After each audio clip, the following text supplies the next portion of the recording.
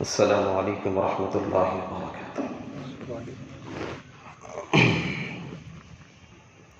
الحمد للہ نحمده ونستعینه ونستغفره ونؤمن به ونتوکل علیہ ونعوذ باللہ من شرور أنفسنا ومن سيئات أعمالنا من يهده الله فلا مضل له ومن يضلله فلا هادي له ونشهد أن لا إله إلا الله وحده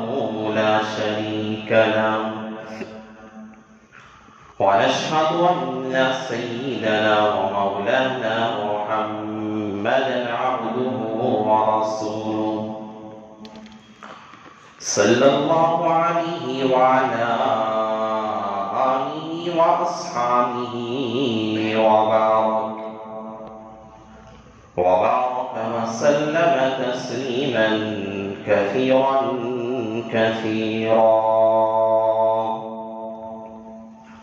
أما بعد فأعوذ بالله من الشيطان الرجيم بسم الله الرحمن الرحيم كنتم خير أمة أخرجت للناس تأمرون بالمعروف وتنهون عن المنكر وتؤمنون بالله وقال النبي صلى الله عليه وسلم إذا صلح الجسد كله وإذا فسد الجسد كله ألا وهي القلب أو كما قال النبي عليه الصلاة والسلام رب اشرح لي صدري ويسر لي أمري واحلل عقدة من لساني يفقهوا قولي اللهم صل على سيدنا مولانا محمد في أول كلامنا اللهم صل على سيدنا مولانا محمد في أوسط كلامنا اللهم صل على سيدنا مولانا محمد في آخر كلامنا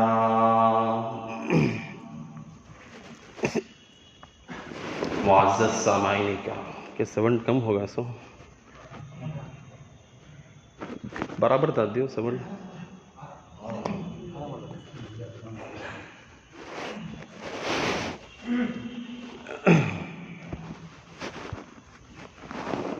معزز سامعین کرام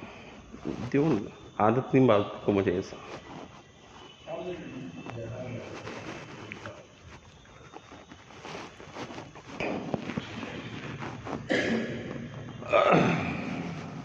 اور میرے غیور نوجوانوں بزرگوں اور بھائیوں،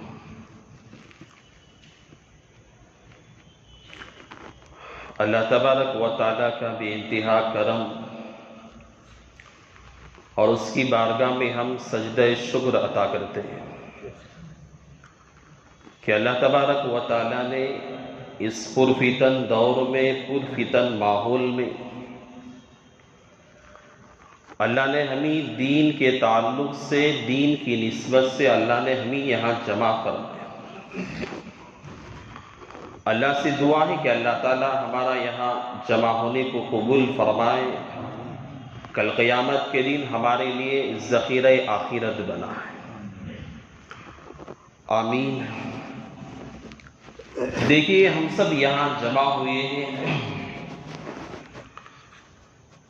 ہر ہفتہ ہم لوگ یہاں جمع ہوتے ہیں، اپنی کارگزاریاں پیش کی جاتی ہیں، اور جو محنتیں ہو رہی ہے ان محنتوں کا مذاکرہ ہوتا ہے، تذکرہ کیا جاتا ہے۔ یہ بہت بڑی بات ہے، کیونکہ ایمان کی جو دولت ہے اللہ تعالیٰ نے ہمیں جو دیا ہے، انسانوں کے اندر اللہ تعالیٰ نے جو دولت نسل انسانی کو اللہ نے جو عطا فرمائی ہے، سب سے عظیم الشان نعمت اور دولت ایمان کی دولت ہے۔ دنیا میں اس کا کوئی مقابلہ نہیں کر سکتا۔ دنیا میں کوئی ایک ایسا انسان ہے، اس کے پاس نہ پیسہ ہے، نہ روپیہ ہے، نہ رہنے کے لیے کوئی گھر کا انتظام ہے، بھوکا رہتا ہے، پیاسا رہتا ہے، نہ چھت کا انتظام ہے، نہ کھانے کے لیے کوئی چیز مہیا ہے، نہ اپنی پیاس بجھانے کے لیے کوئی چیز ہے، لیکن اس کے پاس فٹ پاتھ پہ سونے والا، سڑکوں کے پڑا رہنے والا انسان ہے، لوگوں کے سامنے دستے سوال دراز کرنے والا ہے، مانگنے والا ہے، لیکن اس کے پاس اللہ نے ایمان کی دولت عطا کیا ہے، ایمان کی دولت دی ہے، تو اللہ تعالیٰ کے نزدیک یہ سب سے زیادہ کامیاب انسان کہلائے گا۔ اس کے برخلاف دنیا کی دولت میں سونے والا انسان، تجاریوں میں اس کے گھر کے اندر سونا، جواہرات، روپیہ، پیسہ، بنگلہ، سب کچھ اس کے پاس ہے، ہر طرح کے سہولیات، آرام کی چیزیں اس کے پاس مہیا ہے، غلام اس کے پاس ہے، نوکر اس کے پاس ہے، جائیداد اس کے پاس ہے، سب کچھ ہے، لیکن اس کے پاس ایمان کی دولت سے محروم ہے، ایمان کی دولت نہیں ہے، دنیا کا سب سے زیادہ ناکام انسان کہلائے گا، چاہے اس کے پاس دولت دنیا کی ہو جائے، قارون کے خزانے اس کی تجوری میں کیوں نہ ہو جائے، لیکن اگر ایمان کی دولت نہیں ہے، وہ انسان دنیا میں چاہے اپنے آپ کو کامیاب کہلاتا ہوگا، چاہے اپنے آپ کو قارون کی طرح خوش نصیب کہتا ہوگا، لیکن کل قیامت کے دن سب سے زیادہ ناکام انسان کہلائے گا۔ یہ دولت اللہ نے ایمان کی جو دی ہے، یہ معمولی دولت نہیں ہے۔ ہم ماں باپ کے ایسے گھر میں پیدا ہوئے جہاں ہم نے آنکھ کھولی تو مسلمان تھے، جب ہم پیدا ہوئے ایک کان میں اذان دی گئی، ایک کان میں اقامت کہی گئی، بتایا گیا کہ اللہ اکبر، تیرا پالنے والا، تیری پرورش کرنے والا اور تجھے یہاں دنیا کے اندر وجود بخشنے والا، دنیا میں لانے والا، موت کا مالک، حیات کا مالک، تیرے رزق کا مالک، تجھے پالنے والا، پرورش کرنے والا اللہ اکبر، اللہ کی سب سے بڑی ذات ہے، اس کی ہی شان سب سے بلند ہے۔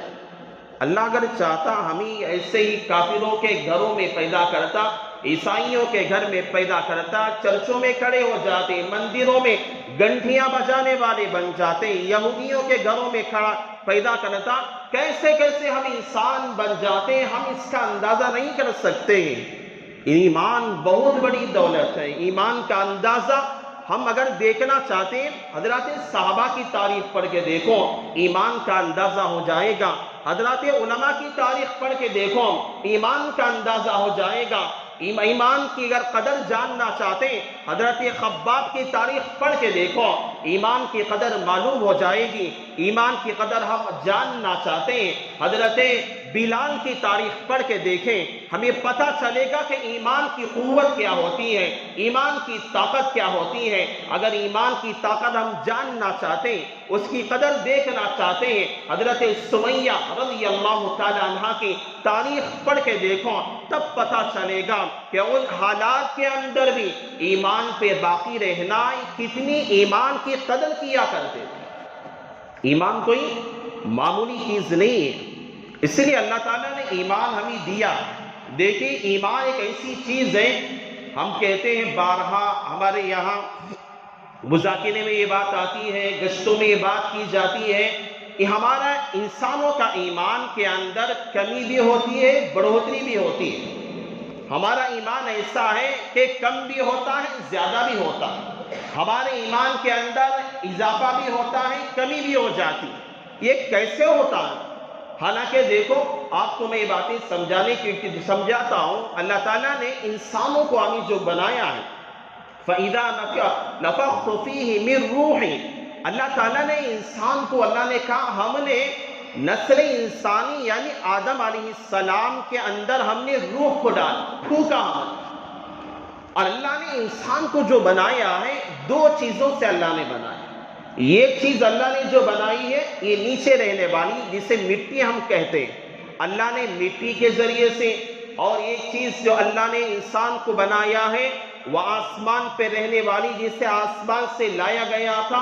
اسے روح کہا جاتا ہے۔ اللہ نے دونوں چیزوں کے ذریعے سے، مٹی اور روح کے ذریعے سے انسان کا یہ مجسمہ اللہ نے تیار فرمایا۔ ہمارے پاس دونوں چیزیں ہیں، مٹی بھی ہمارے اندر ہے، روح بھی اللہ نے ہمارے اندر رکھی ہے، اور دونوں چیزیں یعنی مٹی کے صفات تقاضے الگ ہیں اور روح کے تقاضے الگ ہیں، یہ ان کے درمیان تضاد ہے، اپوزٹنگ ہے، اس کے اندر تضاد پایا جاتا ہے۔ اور مٹی جو انسان کو اللہ نے بنایا ہے، مٹی کی اصلیت اور اس کا تقاضا یہ ہے، مٹی یہ کہتی ہے کہ انسان کو گناہوں پہ ابھارتی ہے، غلط کاریوں پہ ابھارتی ہے، شراب پینے پہ ابھارتی ہے، غلط کام کے کرنے پہ ابھارتی ہے، بد نظری کے کرنے پہ ابھارتی ہے، غلط جگہوں پہ جانے پہ ابھارتی ہے۔ انسان کے اندر اللہ نے مٹی کا جو تقاضا اللہ نے رکھا ہے، انسان کے جسم کو،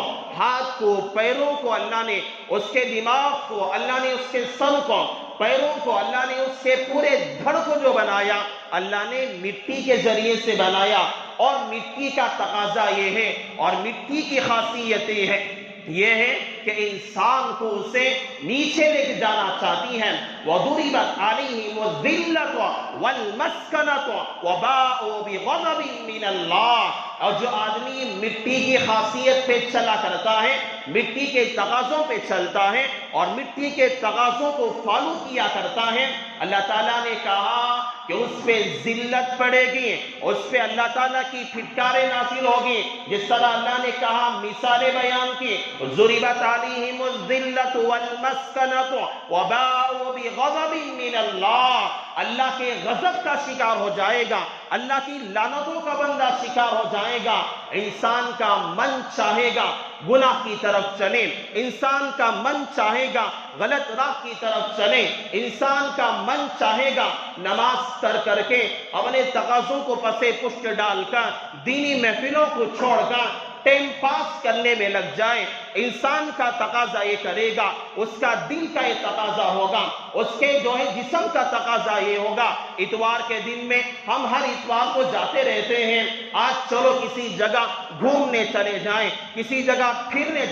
چلے جائیں۔ ہم دیکھتے ہیں ہمارے یہاں ہفتے میں ایک مرتبہ ہوتا ہے، اور یہاں کتنے ہمارے ساتھی ہیں غائب رہتے ہیں۔ محنتیں جیسی ہونی تھیں اور جیسے محنتوں کا تقاضا ہے، اور جس طرح محنتیں ایمان کا تقاضا ہوا کرتا ہے، اور جس طرح محنت دعوت و تبلیغ کے اندر ہمارے علماء نے، اکابرین نے، اور ہمارے اپنے بڑوں نے، اور ہمارے اپنے سرپرستوں نے جو رہنمائی کی ہے اور ہمیں جو سکھایا اور بتایا اور جن اصولوں پہ ہمیں چلایا ہے، آج ہم کہاں چلے جا رہے ہیں؟ ہمارے تقاضے کہاں ختم ہو گئے، ہمارے اصولیات کہاں ختم ہو گئے، اور ہماری محنتیں کہاں چلی گئی، اور ہمارا سوچ، ہماری فکریں جن نہج پر ہمارے علماء نے ہمیں چلایا تھا وہ نہج کہاں چلا گیا؟ ارے میرے بھائی، میری بات کا برا نہ مانے، ارے سال میں ایک مرتبہ یہ مولانا آتے ہیں، کچھ بھی بول کے چلے گئے،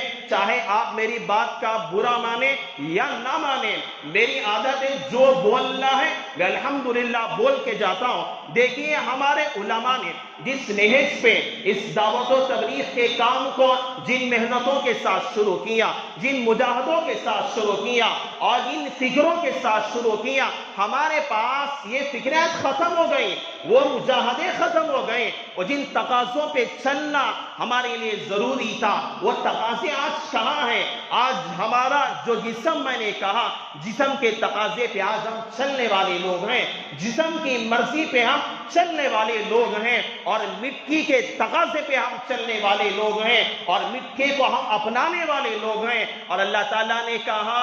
جو بندہ مٹی کے تقاضے پہ چلتا ہے اور اپنے جسم کے تقاضوں پہ چلا کرتا ہے اور اپنے جسم کی کہی ہوئی بات پہ عمل کیا کرتا ہے، وہ ہمیشہ نچلے درجے میں ہی رہے گا، ذلت کے گڑھے میں گرے گا اور وہ ہمیشہ نچلے ہی رہے گا، کبھی وہ بلندیوں پہ پہنچ نہیں سکتا، وہ کبھی کامیابی کی راہ پہ چل نہیں سکتا، وہ کبھی بلندیوں پہ گامزن نہیں ہو سکتا۔ آج اگر ہم چاہتے ہیں ہم کامیاب رہیں، آج اگر ہم چاہتے ہیں ہماری محنتیں صحیح رہے، میرے بھائی یاد رکھو، اس دعوت و تبلیغ کے کام کو شروع کرنے والے ہمارے علماء اور ہمارے اکابرین، ہمارے آبا و اجداد، ان کے پیکر اور ان کے جوہر، جن لوگوں نے اس دعوت و تبلیغ کے نہر کو شروع کیا ہے، اس نہر کو جاری کیا ہے، ان کے اصولوں پہ ہمیں چلنا پڑے گا، اس کا فالو کرنا پڑے گا۔ اگر ہمارے اندر یہ سستیاں آئیں گی، کاہلیاں آئیں گی، اگر ہم ان تقاضوں کو پس پشت ڈالتے جائیں گے، ہماری محنتیں اگر کم ہوتی جائیں گی، اس کام کے اندر اس سے بھی زیادہ سستیاں پیدا ہو جائیں گی۔ یہ ایک تقاضا ہے، اللہ نے اسی لیے کہا انسان اگر مٹی کے تقاضے پہ چلے گا، ضربت علیہم الذلہ، اللہ تعالیٰ اسے ذلت کی راہ پہ ڈال کے چھوڑ دے گا، اسے نچلے درجے میں ڈال کے چھوڑ دے گا، کبھی وہ کامیابی کی راہ پہ چل نہیں سکتا۔ اور دوسری بات، اللہ نے انسان کو جو صفات اللہ نے جس کے ذریعے سے پیدا کیا ہے، وہ تقاضا ہے انسان کو اللہ نے روح کا، اور روح جو اللہ تعالیٰ نے، روح ایک ایسی چیز ہے، اللہ نے آسمان سے اللہ نے روح کا انتظام کیا، انسان کے ساتھ جسم کا ڈھانچہ اور اسی کے ساتھ اللہ نے روح کا یہ تعلق اللہ نے رکھا۔ اور روح کا تقاضا یہ ہے کہ جس طرح اللہ تعالیٰ نے حضرات ملائکہ کو لا یعصون اللہ ما امرہم ویفعلون ما یؤمرون، اگر ملائکہ ایسے ہیں، کوئی رکوع میں ہے، کوئی سجدے میں ہے، کوئی تسبیح میں ہے، کوئی الحمدللہ کہہ رہا ہے، کوئی اللہ اکبر کی تسبیح میں ہے، کوئی تکبیرات میں ہے، تحمیدات میں لگا ہوا ہے، اللہ تعالیٰ کسی فرشتے کو پیدا کرتا ہے اور کسی جگہ پہ بٹھا دیتا ہے، کہتا ہے کہ الحمدللہ تو بولتا رہے، الحمدللہ کہتا رہے، وہ قیامت کی صبح تک اس کا یہی کام رہے گا کہ وہ الحمدللہ بولتا رہے گا۔ حضرت اسرافیل علیہ السلام، اللہ نے ان کا کام کیا دیا ہے؟ سور پھونکیں گے، کب ہے؟ قیامت کے وقت میں اللہ تعالیٰ حضرت اسرافیل کے ذریعے سے سور پھونکا جائے گا، اور اللہ نے ان کے منہ کے اندر سور اللہ نے رکھا ہے، اور وہ اللہ کے عرش کی طرف نگاہیں اٹھا کر کھڑے ہوئے ہیں اور قیامت کی صبح تک کھڑے رہیں گے اور اللہ تعالیٰ کے حکم کا انتظار کرتے رہیں گے۔ اللہ نے ہر فرشتے کو اللہ نے ایک کام پہ اللہ نے مقرر کر دیا۔ اتتی السماء، حدیث میں آتا ہے کہ آسمان ابھی ہلنے لگ رہا ہے، ایسا لگتا ہے آسمان ٹوٹ جائے اور نیچے گر جائے، ایسا لگتا ہے۔ ایک بالغ جگہ بھی آسمان پہ خالی نہیں ہے، پورے ملائکہ ہیں جو ہمیشہ اللہ کی عبادت میں، اللہ کی تحمید میں، اللہ کی تکبیر میں لگے ہوئے ہیں۔ اور اللہ تعالیٰ نے انسان کے اندر جو دو تقاضے اللہ نے رکھے ہیں، مٹی کا تقاضا اور روح کا تقاضا، اللہ نے یہ دونوں چیزیں اللہ نے فرشتوں میں نہیں رکھا ہے، اللہ نے بس انسان میں رکھا ہے۔ اور فرشتے یہ دونوں تقاضوں سے خالی ہیں،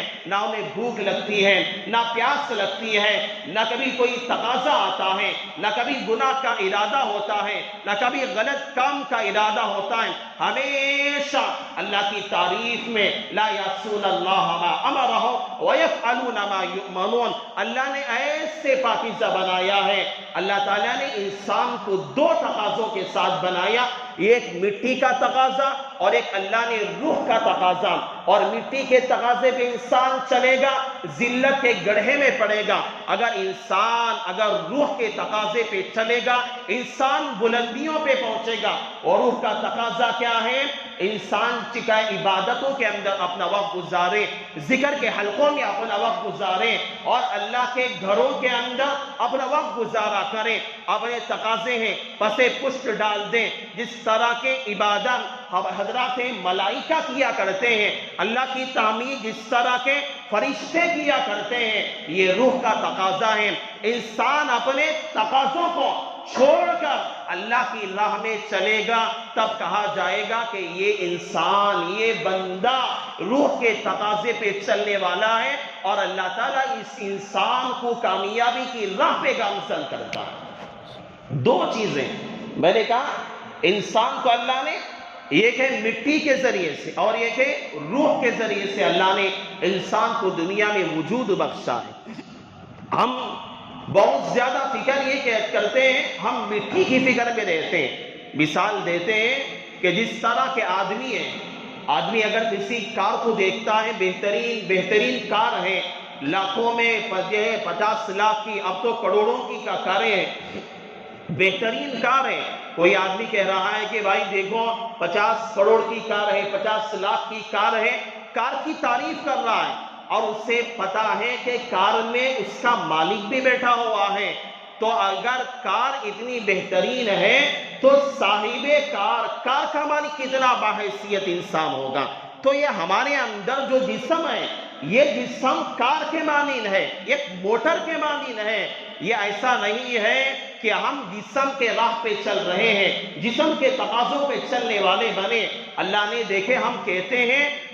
میری آنکھ میں درد ہو رہا ہے، کبھی یہ نہیں، ہم الگ ہیں، ہماری شخصیت الگ ہے اور آنکھ الگ ہے۔ ہم کہتے ہیں دیکھو میرا ہاتھ میں درد ہو رہا ہے، میرے پیر میں درد ہو رہا ہے، میرے سر میں درد ہو رہا ہے۔ اس سے یہ بات معلوم ہوتی ہے ہاتھ کچھ الگ ہی ہے اور آپ خود الگ ہی ہیں، آپ کچھ اور ہیں، آپ کے اعضاء کچھ اور ہیں۔ کوئی کہتا ہے میرے پیٹ میں درد ہو رہا ہے، تو پیٹ آپ کا ہے، لیکن آپ کی جو شخصیت اللہ رب العزت نے بنایا ہے وہ شخصیت ہی آپ کی ہے۔ جس طرح ہم کہتے ہیں دیکھیں بھائی یہ میرا مکان ہے، میرا گھر ہے، ایسا نہیں کہ آپ خود گھر ہیں بلکہ آپ کی ملکیت میں ہے۔ آپ آنکھ ایسا نہیں آپ آنکھ کے حکم پہ چلتے ہیں، بلکہ آنکھ ہم جس سے دیکھتے ہیں اسی چیز کو دیکھا کرتی ہے۔ ہم جو چاہتے ہیں ہماری زبان میں وہی نکلا کرتا ہے، ہم جس طرف چلنا چاہتے ہیں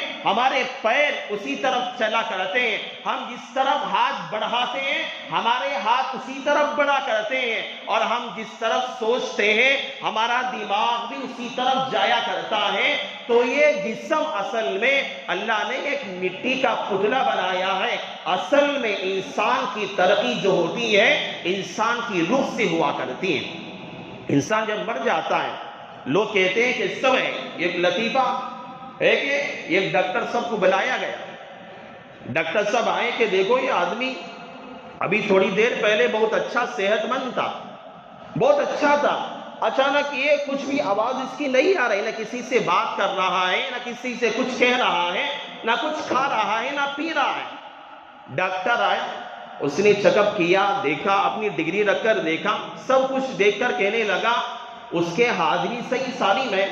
اس کے پیر بھی صحیح سالم ہے، اس کے آنکھ بھی صحیح سالم ہے، اور اس کا دماغ بھی صحیح سالم ہے، بس روح نکل چکی ہے، بس روح نکل چکی ہے، بس روح کا مسئلہ ہے۔ انسان کے اعضاء اصل نہیں ہے، اللہ نے اس روح کا کمال، اللہ نے اس کا تعلق اللہ نے عالم ملکوت سے اللہ نے رکھا ہے۔ اگر بندہ عالم ملکوت کے طریقے پہ چلے گا اللہ تعالیٰ اس سے بھی عالم ملکوت پہ پہنچائے گا، ملائکہ کے مقام پہ پہنچائے گا۔ اگر عالم ناسوت پہ چلے گا یعنی مٹی کے راہ پہ چلے گا اللہ تعالیٰ اس سے بھی ذلیل کر کے مٹی میں ہی پہنچا دے گا۔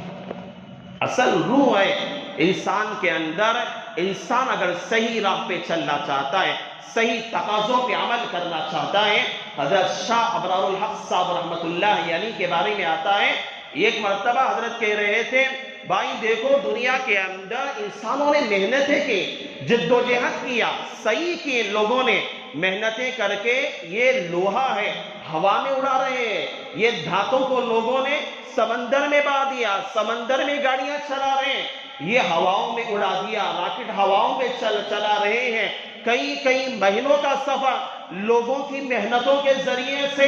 کئی گھنٹوں میں طے کیا جا رہا ہے، کئی دن کا سفر کئی معمولی گھنٹوں میں طے کر رہے ہیں، تو حضرت فرماتے ہیں شاہ ابرار الحق صاحب رحمۃ اللہ یعنی فرماتے ہیں کہ انسان اگر اسی طرح جس طرح انسان نے اس لوہے پہ محنت کیا تھا، ان دھاتوں پہ محنت کیا تھا، دنیا کی اشیاء پہ محنت کیا تھا، انسان اسی طرح اگر اپنی روح پہ محنت کرے گا جو اصل چیز ہے، اللہ تعالیٰ اسی طرح اسے بلندیوں پہ پہنچا دیتا ہے۔ یہ دعوت و تبلیغ کے اندر علماء نے ساری چیزوں کو اللہ نے رکھا ہے، ایسا نہیں کہ نظام جو بنایا گیا اس کے اندر ساری چیزیں داخل ہیں۔ اگر ہمارے اندر سب سے پہلی چیز انسان کے ہمارے اندر ہماری روح پاک نہیں ہے، ہم چاہے جتنے بھی کام کر لیں، ہم جتنی بھی محنت کر لیں، ہم جہاں ہیں وہاں ہی رہیں گے۔ اگر روح ہماری صاف رہے گی، اگر پاکیزہ رہے گی، تو ہمارے اندر کبھی منمانی نہیں آ سکتی، کبھی ہمارے اندر ہمارے اصولوں کے خلاف کام کرنے کی جرت پیدا نہیں ہوگی۔ اگر ہماری روح پاکیزہ رہے گی، کبھی ہم اپنے امیر کے خلاف بات کرنے والے نہیں بنیں گے، کبھی ہم علماء کے خلاف بات کرنے والے نہیں بنیں گے۔ اگر ہماری روح پاکیزہ رہے گی، ہمیں 4 ماہ چلہ جا کر آنے کے بعد ہم کسی عالم سے مباحثہ کرنے والے، بحث کرنے والے، مسائل میں الجھنے والے، فتویٰ دینے والے، مسائل پہ بات کرنے والے نہیں بنیں گے۔ ہم اگر روح پاک رہے گی، ہماری روحانیت کے اندر اگر مضبوطی رہے گی، ایمان کے اندر اگر قوت پیدا ہوگی، انسان کے اندر عاجزی پیدا ہوگی۔ دعوت و تبلیغ کے اس کام کو شروع کیا گیا، اس کا مقصد یہی ہے بندہ مسجد کے ماحول میں رہے گا، ذکر کے حلقوں میں بیٹھے گا، تلاوت کے حلقوں میں بیٹھے گا، یہاں پہ ذکر کے حلقے لگیں گے، یہاں پہ تلاوت کے حلقے لگیں گے، انسان کے اندر عاجزی پیدا ہوتی ہے، انکساری پیدا ہوتی ہے، انسان اپنے آپ کو چھوٹا سمجھتا ہے، اپنے آپ کو کمتر سمجھتا ہے، انسان کے اندر اخلاق پیدا ہوتے ہیں، کردار پیدا ہوتی ہیں۔ آج ہمارے اندر اخلاق کہاں چلے گئے؟ ہمارا کردار ختم ہو گیا۔ آج ہمارے اندر بحث کا مزاج کیوں پیدا ہو گیا؟ آج ہمارے اندر گھمنڈ کیوں پیدا ہو گیا؟ آج ہمارے اندر غرور کیوں پیدا ہو گیا؟ آج ہمارے اندر علم کی پختگی کا دعویٰ کیوں پیدا ہو گیا؟ یہ سب اسی وجہ سے ہے آج ہم نے اصولوں کی خلاف ورزی پہ اتر چکے ہیں۔ اگر خدا کی قسم جس نہج پہ مولانا الیاس صاحب رحمت اللہ علیہ نے اس دعوت و تبلیغ کی نہر کو شروع کیا تھا، ہم اس راہ پہ آ جائیں گے، ہمیشہ ہم دنیا کے اندر اپنے سے جو ہے دوسروں سے بڑا ہم کسی کو سمجھ نہیں پائیں گے۔ سب سے کم تر سمجھتا اخلاق کے ساتھ، کردار کے ساتھ یہ کام یاد رکھو، اخلاق سکھاتا ہے، یہ کام کردار سکھاتا ہے، یہ کام ایسا ہے انسان کے اندر تکبر ختم کرتا ہے، یہ کام ایسا ہے انسان کے اندر سے گناہوں کی عادتیں ختم کرتا ہے، یہ کام ایسا ہے انسان کے دل سے گھمنڈ کو ختم کرتا ہے۔ یہ کام دعوت و تبلیغ کا میرے بھائی یاد رکھو، یہ کوئی معمولی کام نہیں ہے، یہ کوئی معمولی کام نہیں ہے۔ اپنے زمانے کے بڑے بڑے شرابی، اپنے بڑے زمانے کے بڑے بڑے کبابی، اپنے زمانے کے بڑے بڑے زانی، اپنے زمانے کے بڑے بڑے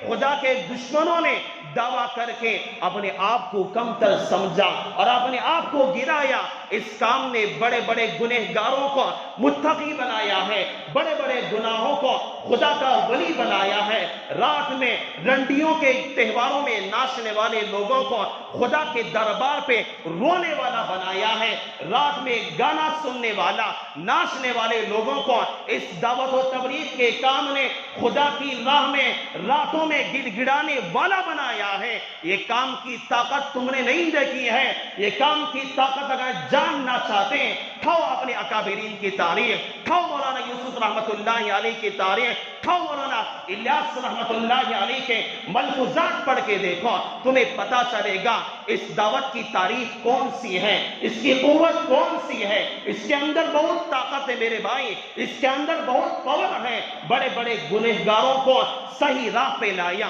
بڑے بڑے جو ہے بے نمازیوں کو اٹھا کر جو ہے پہلی صف میں کھڑا کیا، اپنے زمانے کا متقی بنایا، اپنے زمانے کا جو ہے رابعہ بصریہ بنا دیا، اپنے زمانے کا بختیار کاکی بنایا، اپنے زمانے کا بڑے بڑے مجاہدین کو پیدا کیا اسلام نے۔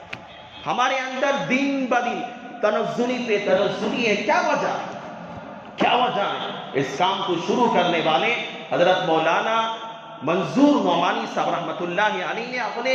ملفوظات کے اندر حضرت مولانا الیاس صاحب کے بارے میں لکھا ہے۔ مولانا الیاس صاحب رحمۃ اللہ علیہ اس دعوت و تبلیغ کے بانی، اس کام کو شروع کرنے والے، اس نہج کو شروع کرنے والے، ہم روزانہ کروڑ مرتبہ ان کے لیے بھی اگر اصال ثواب کرے کم ہے، اللہ کروڑوں رحمتیں مولانا الیاس صاحب رحمۃ اللہ علیہ کے قبر اطہر پہ اللہ نازل فرمائے۔ اللہ نے اس کام کے ذریعے سے اتنا بڑا اللہ نے جو ہے کامیابی کا پروانہ اللہ نے سنایا، اتنی بڑا اللہ نے فائدہ پہنچایا، وسعتوں میں اللہ نے پہنچایا۔ مولانا الیاس صاحب کے بارے میں آتا ہے، میری بات نہیں، آپ کی بات نہیں ہے، ہم تھوڑا وقت لگا کر اپنے آپ کو اپنے زمانے کا جنید بغدادی سمجھتے ہیں، اپنے آپ کو اپنے زمانے کا مختیار کاکی سمجھتے ہیں، اپنے آپ کو 4 مہینے چلہ لگا کر اپنے زمانے کا جو ہے بہت بڑا رابعہ بصریہ کا مجدد سمجھتے ہیں اپنے آپ کو۔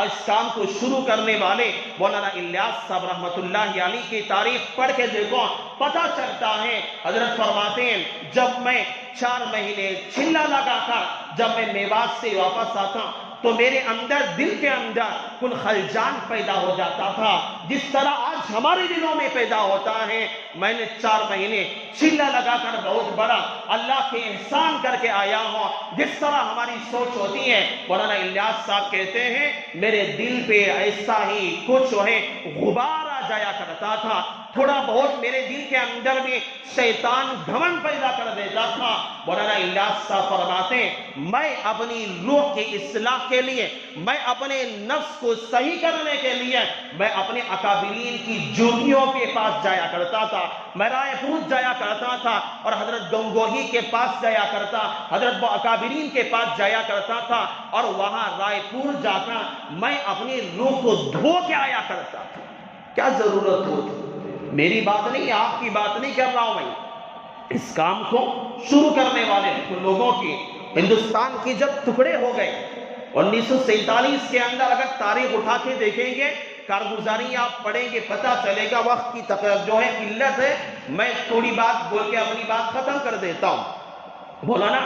یوسف رحمۃ اللہ علیہ نے جب تقسیم ہندوستان کے بعد میں 1950 کے اندر جب جو ہے پنجاب کے علاقے کے اندر ارتداد کی لہر چلی تھی، اس وقت میں ایک جماعت تیار کر کے بھیجی تھی مولانا یوسف رحمۃ اللہ علیہ نے۔ اس وقت میں آپ دیکھو ان مرتدین کے لیے ارتداد کی لہر جو چلی تھی، وہاں محنت کرنے والے کون لوگ تھے، وہاں راتوں میں اٹھ کر رونے والے لوگ کون تھے؟ آج ضرورت ہے، راتوں میں رونے والوں کی ضرورت ہے، آج راتوں میں اٹھ کر اللہ سے مانگنے والوں کی ضرورت ہے، آج ضرورت ہے۔ آج ہم تو پابندی سے نماز پڑھنا ہمارے لیے مشکل ہو چکا۔ جب انسان اصولوں سے جب ہٹتا ہے، اللہ تعالیٰ نماز کی توفیق بھی سے چھین لیتا۔ کتنے ساتھی ہیں آپ کو بتاؤں میں، کتنے ساتھی ہیں، میں روزانہ اپنی آنکھوں سے میں دیکھتا ہوں میرے محلے میں اطراف میں کئی سالوں سے نماز ہوتی رہتی ہے، قرات کی آواز کان میں پڑتی ہے۔ میں خود دیکھتا ہوں مسجد مکہ کے سامنے ہوٹل میں بیٹھ کر کباب کھاتا رہتا ہے۔ 4 مہینے کئی مرتبہ لگا لیا، چلہ کئی مرتبہ لگا لیا، اپنا وقت کئی مرتبہ لگا لیا، قرات کی آواز کان میں پڑتی ہے، مسجد کو آنے کی توفیق نہیں ہو رہی ہے۔ یہ اس سے بڑی محرومی اور کیا ہو سکتی ہے؟ یہ وجہ یہ ہے انسان اپنے دین پہ آ کر اپنے عمل پہ اکڑتا ہے، اللہ اسے محروم کر کے رکھ دیتا ہے،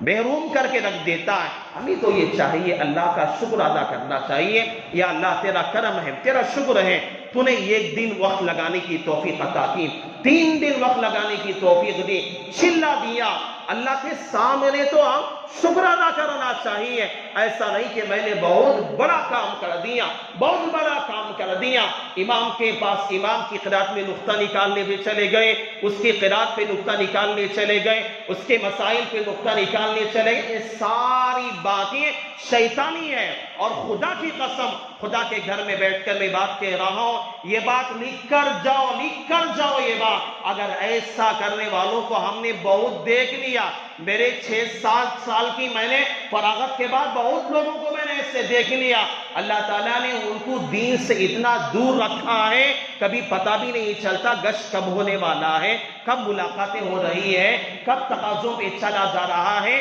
کب فکریں ہو رہی, آپ کوئی کچھ بھی پتہ نہیں. ان کے گھمنڈ نے انہیں کھایا, ان کے تکبر نے انہیں جو ہے مٹی میں ملا دیا. یہ ساری باتیں ہیں, بہت ساری باتیں ہیں, چاہے کہ ایسی باتیں ہیں جو آپ کے دل کو چبھنے والی باتیں ہیں, لیکن جو باتیں میں نے آپ کے سامنے کہنی تھی میں کہہ رہا ہوں. یہ بات جو ہے خدا کے لیے, اس کے لیے 10 بستہ میں یہ باتیں کہتا ہوں, خدا کے لیے. ان باتوں کا نہیں, برا نہیں, بلکہ ان باتوں کی اصلاح کی ضرورت ہے, اصلاح کی ضرورت ہے. ہم وقت لگا رہے ہیں, پھر بھی ہمیں نماز کی توفیق نہیں. گشتوں کی تو دور کی بات, ہمارے محلے کا گشت ہے, گشتوں میں کتنے لوگ ہم شرکت کرتے ہیں. محلے کا گشت ہے, مسجد کا گشت ہے, ہم غائب ہیں. ہفتے میں 1 مرتبہ, میں کل بھی بول رہا تھا, ہمارے مسجد کے ایک ساتھی یہ بول رہا تھا, بھائی آپ لوگ بلاتے ہیں, آپ کے مرکز میں تو ساتھی نہیں رہتے, کہاں چلے جاتے ہیں؟ اہم ساتھی جسے ہم بڑے زمانے سے دیکھ رہے ہیں, وہ لوگ ہی غائب ہوتے ہیں. جو ذمہ دار ساتھی ہے وہی غائب رہتا ہے. کہاں چلے جاتے ہیں؟ فکریں کہاں ہماری چلی گئی, ہمارے اصول کہاں چلے. جب تک ہم خود فکر نہیں بنتے, جب تک ہم خود فکر مند نہیں بنتے,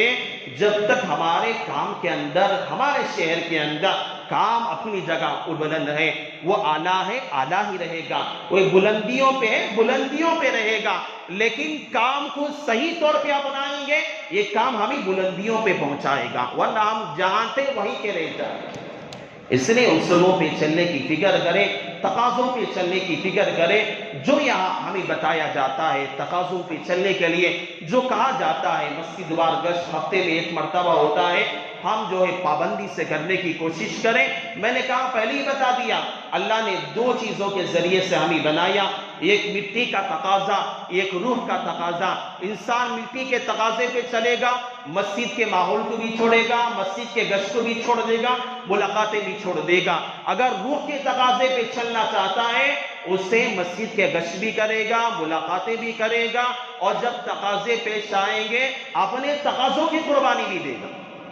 اللہ سے میں دعا کرتا ہوں, اللہ تعالیٰ سب سے پہلے اللہ مجھے عمل کی توفیق نصیب فرمائے. اللہ تعالیٰ نے جو باتیں اللہ نے آج مجھے ناچیز سے کہلوائی ہے, اللہ سب سے پہلے مجھے عمل صالح کی توفیق عطا فرمائے. اللہ آپ تمام لوگوں کو بھی عمل صالح کی توفیق عطا فرمائے. اس کے بعد میں آپ تمام احباب کا بھی میں شکر ادا کرتا ہوں کہ کم سے کم سال میں 1 مرتبہ تو ہمیں بلایا جاتا ہے. یہ کہا جائے کہ ہر سال کی طرح ان سال بھی 1 مرتبہ ہمیں موقع دیا گیا. اللہ سے دعا ہے اللہ آپ کو جزائے خیر عطا فرمائے. آمین. وآخر الدعوانا ان الحمد للہ رب العالمین.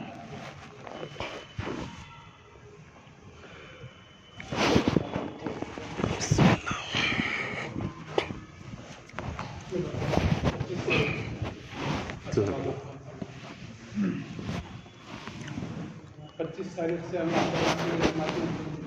نکالنے کی محنتیں ہوں گی